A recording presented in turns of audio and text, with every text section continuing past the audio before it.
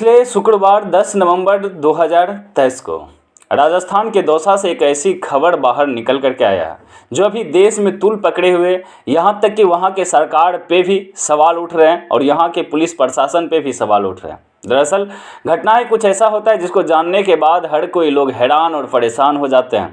कभी जिसको जिम्मेदारी मिलती है समाज की रक्षा की, समाज की सुरक्षा की, जिसको सरकार की तरफ से पैसे भी मिलते हैं कि वो हमारे समाज को सुरक्षा प्रदान कर सके, हम लोगों को सुरक्षा दे सके, वही हैवानियत किस दौर से गुजरते हैं जिसको जानने के बाद हर कोई लोग अपने आप में शर्मसार थे।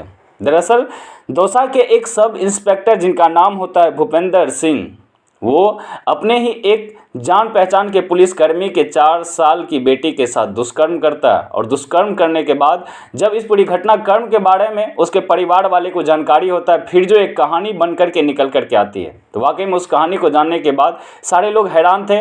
दरअसल उस आरोपी को जो सज़ा देते हैं वो सज़ा कोई और नहीं बल्कि वहीं के जनता तय करते हैं जिस आरोपी को सज़ा क्या मिलना चाहिए।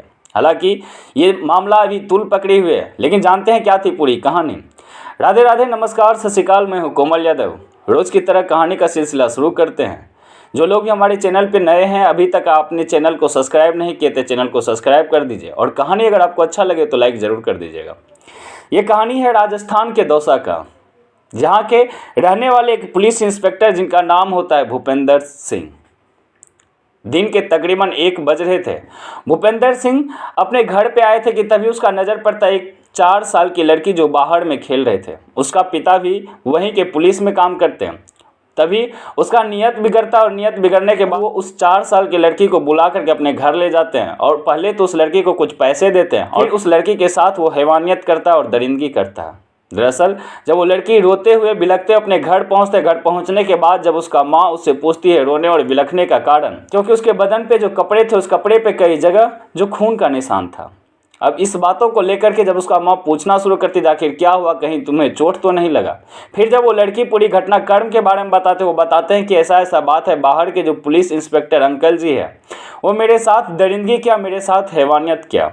जब इस पूरी घटनाक्रम के बारे में जाना, जब माँ ने पूरी कहानी को सुना, माँ जब चेक किया तो वाकई में उसके बेटी के साथ दरिंदगी हुआ, उसके बेटी के साथ हैवानियत हुआ। माँ फिर उस बेटी के पिता को बताते हैं, अपने पति को बताते हैं। उसका पति भी पुलिस में ही थे। जब उसका पति इस घटनाक्रम के बारे में जानते कि उसकी बेटी के साथ दरिंदगी करने वाला लोग कोई और नहीं बल्कि दौसा के ही पुलिस इंस्पेक्टर है, वो इसका विरोध करने के लिए उसके घर पे पहुंचते हैं। तो वो घर से बाहर थाना में थे। जब थाना जाया जाता है, वहाँ पे जब इसका विरोध करते हैं तो उसी के पिता को मारा जाता है, यहाँ तक कि उसका हाथ तोड़ दिया जाता है। फिर जब इस पूरी घटनाक्रम के बारे में वहाँ के उसके स्थानीय गांव के लोगों को पता चलता है तो गांव के जितने भी लोग थे वो सारे लोग एकजुट होते हैं। जिसके हाथ में जो कोई डंडा तो जिसके हाथ में जो भी मिलता वो सारे लोग सारे चीज़ लेकर के सीधा उस थाने के तरफ निकलते हैं। रास्ते में जो लोग भी इस भीड़ से पूछते आखिर जा कहाँ रहे हो, तो एक ही बात होता कि वो भीड़ उस 4 साल की बच्ची को दुष्कर्म करने वाले लोगों को सज़ा देने के लिए जा रहा।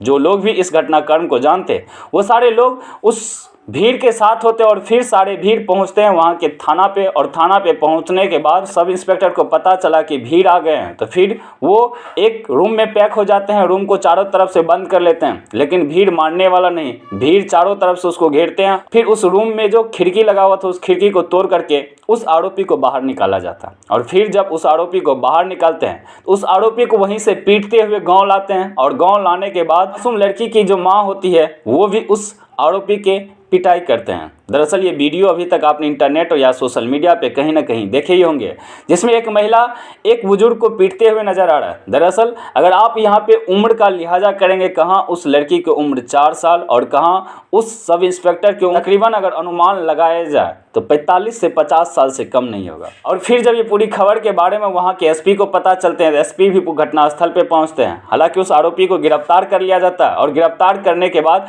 उस परिवार को सद्भावना दिया गया कि इस आरोपी को कड़ी से कड़ी सजा दिलवाया जाएगा। यहाँ तक कि इसकी नौकरी भी निष्कासित कर दिया गया और इसे अभी पैक्सो एक्ट के तहत इस पूरा मामला को चलाया जाएगा। जितना कम समय में हो सके उस भूपेंद्र सिंह आरोपी को सजा मिलेंगे। हालांकि परिवार यही गुहार भी लगा रहे हैं कि जल्दी से जल्दी उस आरोपी को सजा मिले, जो कल के डेट में जो रक्षक होते हैं वो भक्षक ना बने। हालांकि सारे खाकीदारी ऐसा नहीं होते हैं, कुछ खाकीदारी जो हमारे समाज के लिए प्रेरणा भी बन के आते हैं, लेकिन कुछ खाकीदारी ऐसे भी होते हैं जो इस खाकी को भी खाक में मिलाने से पीछा नहीं हटते हैं।